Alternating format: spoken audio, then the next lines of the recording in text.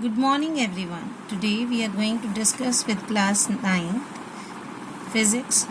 As we have done in our previous lecture the displacement time graph. So today we are going to start with our velocity time graph. Velocity time graph, when we are going to represent it on a graphical, how we are going to take it? Suppose we have two axes, that is x-axis and y-axis. In which axis we are going to take velocity and in which axis we are going to take the time. Velocity we are going to take on y-axis and time we are going to take on x-axis. The thing which we know is going to be taken on x-axis, and things which vary according to the time or according to that given quantity is always taken on the y-axis. So for that, time axis is always along x-axis and velocity will always along y-axis. Now we will discuss when the velocity is going to be positive and when it is going to be negative.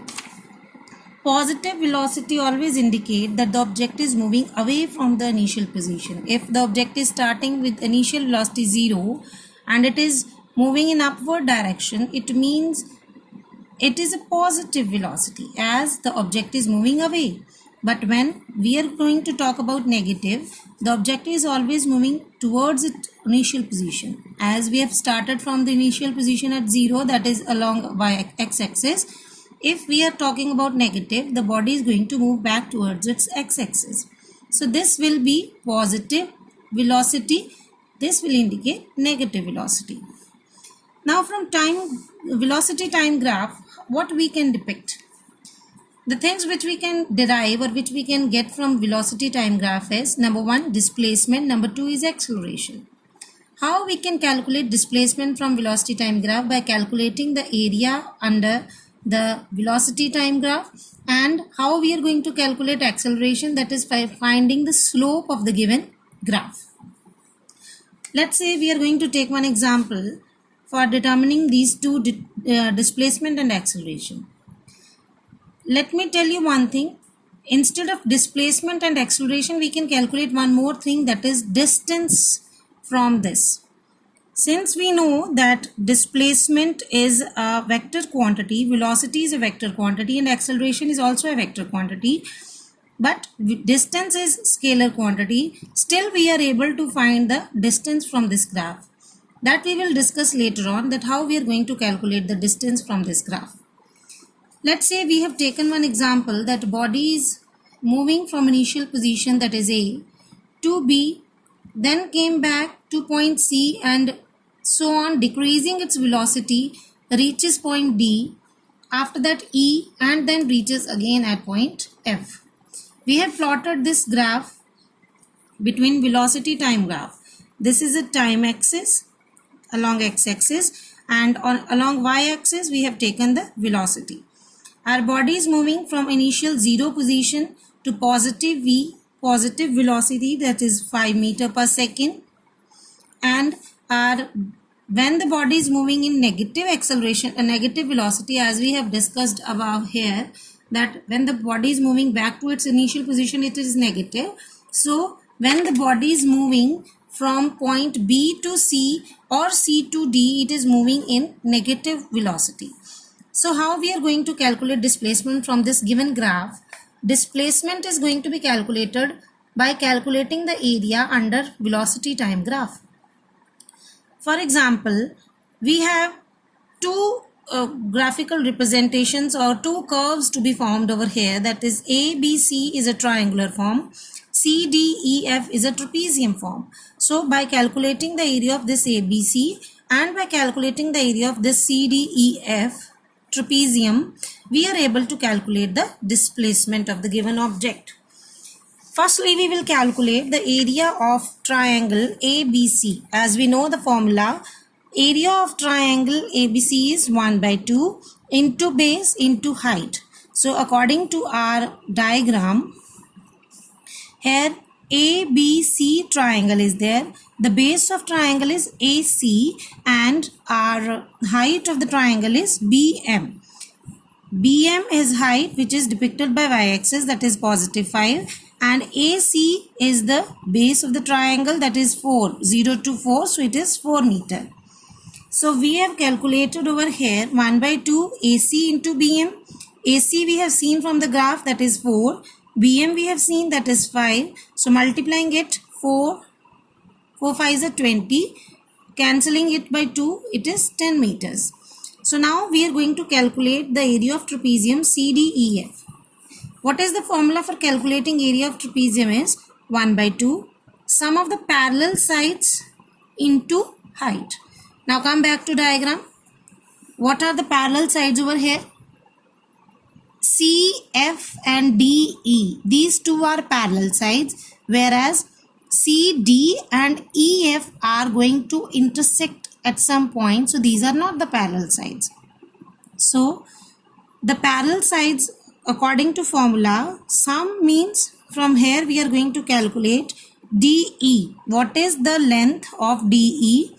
When we are going to draw the perpendiculars to the y-axis or to the time axis, we can calculate LM. I have pointed over here LM according to DE. So LM is equals to DE. From here we can calculate the length of DE. It is going to start from point 5, 1, 2 and 3. So the length of DE is 3. It means our LM is also 3. And other side we are having CF. C is starting from 4 and ending at 10. So we can calculate by counting 1, 2, 3, 4, 5 and 6. So our CF is equals to 6. Now come to formula 1 by 2 DE plus CF into height. Height is DL, perpendicular which is drawn on the graph. So our calculation is 1 by 2, 3 plus 6. DE calculated 3, CF calculated F and DL we have calculated 5. As we have seen from the graph that DL is in negative. Now we are not going to write it in negative, but afterwards when we are going to calculate distance and displacement total, we will do the negative and positive sign. So here just we will put the value of DL, that is from 0 to minus 5 it is 5. So 1 by 2, 6 plus 3 is 9 into 5. So it's 45 by 2, that is 22.5 meter. So our area of curve CDEF is 22.5 meter and our area of triangle ABC we have calculated 10 meter. So if we are going to find 10 meter square, if we are going to find the displacement over here, so our displacement is sum of areas. Sum of area is area of triangle ABC plus area of CDEF. So area of triangle we have calculated 10. Area of CDEF we have calculated 22.5. Here I have put negative sign. Why I have put negative sign? Because I have already told you that when we are going to calculate the displacement, as it is a vector quantity, the vector quantity will always use the direction positive negative indications. So here we have minus 5 as in the graphical representation. I will show you once. This body is moving from 0 to negative direction, so it is minus 5. So according to that, our answer of this area or this displacement is negative displacement, so it is minus 22.5 meter. So if we are going to calculate the displacement, total displacement, so 10 meter minus 22.5 meter, it is minus 12.5 meter. It is the total displacement. Now come how we are going to calculate the distance. As we know, displacement is a vector quantity, but distance is not a vector quantity. Displacement use directions, that is positive negative sign is important over here, but distance is always a positive. We only add the things, we are not going to subtract anything. So here 10 is here, 22.5 in negative, but here it is positive. So our distance is 32.5 meter, whereas our displacement is minus 12.5 meter. So now third quantity which we are going to talk about, that is acceleration. As we have already talked about that acceleration of the given quantity or given object is going to be calculated by calculating the slope of the object. So here in the graph there are different slopes. For example, I am again showing you the graph.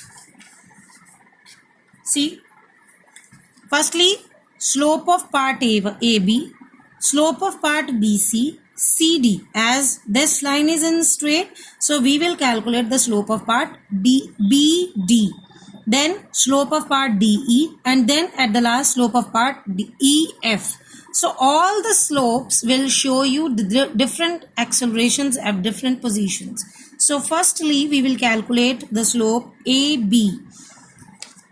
In the slope, we have already done the formula tan theta, but when we are going to talk here, we can find by another formula, that is slope is equals to, another formula is slope is equals to y2 minus y1 x2 minus x1. From where this formula comes? If we have 2 points A and B, A is x1 y1. Always the position of given point is defined by 2 given points, that is x-axis or coordinates, x coordinate and y coordinate.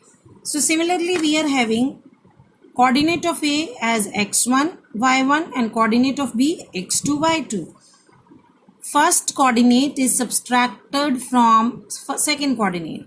So y2 of B coordinate minus y1 of A coordinate, A point, and x2 coordinate, x coordinate of B point, and x coordinate of subtracting x coordinate of A point, we will get the slope. So here I will give you the points that in graphical representation, as we have taken point A and B, so x1 y1 0 0 of A, 3 5 3 of x-axis, 5 of y-axis, it is the point B. Then when we are going to talk about B and D, it will act as x1 y1, and after that when we are talking about D, it will become x2 y2. But when we are taking DE, it becomes x1 y1, and when we are talking, and this E will become x2 y2. Afterwards this will become x1 y1 and this will become x2 y2 according to the given point. So firstly we will find the slope of AB. Here it is x1 y1 x2 y2. So slope of AB is y2 minus y1. Here y2 is 5, y1 is 0, x2 is 3, forget about this, x2 is 3 and x1 is 0. So according to the formula we feed over here 5 minus 0, 3 minus 0. So our answer is positive, so acceleration is positive over here. Now come to second, that is slope of BD. As I have told that starting position will become x1 y1, other will become x2 y2. So here see y1, this is y2, minus 5, 5. So according to formula minus 5, then minus y1, again y1 is 5, so it becomes minus y5, minus 5, x2 minus x1, x2 is here 5 and x1 is 3. So 5 minus 3. So it becomes 5 minus 5 minus 5, 5 minus 3. So it is minus 10 by 2. It is negative acceleration. So as we have done that, negative acceleration is also known as retardation or deceleration. So our second part in BD, our body is deaccelerating or retarding. Now come to third part, that is slope of DE. Slope of DE, so D point will become x1 y1, E point will become x2 y2.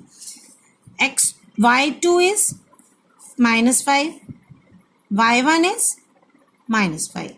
So see over here, minus 5 minus minus 5, So this minus 5 will minus 5. This minus 5 will become positive. So it is minus 5 plus 5 becomes 0.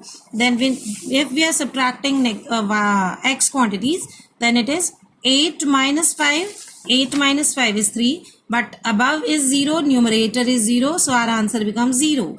It means our body is not having any change in velocity. So acceleration is also 0 acceleration. At the last, we are talking about last part, that is EF. So E becomes x1 y1, F becomes x2 y2. 0. It reaches to point 0. 0 minus 5 minus plus again. So it is 0 minus 5, that is plus 5. And here it is second is 10 minus 8, x2 minus x1, so 10 minus 8 is 2. Again it is positive, so it is a positive acceleration. So in this we have calculated that how we can determine the displacement, acceleration and distance from our given velocity time graph. Thank you.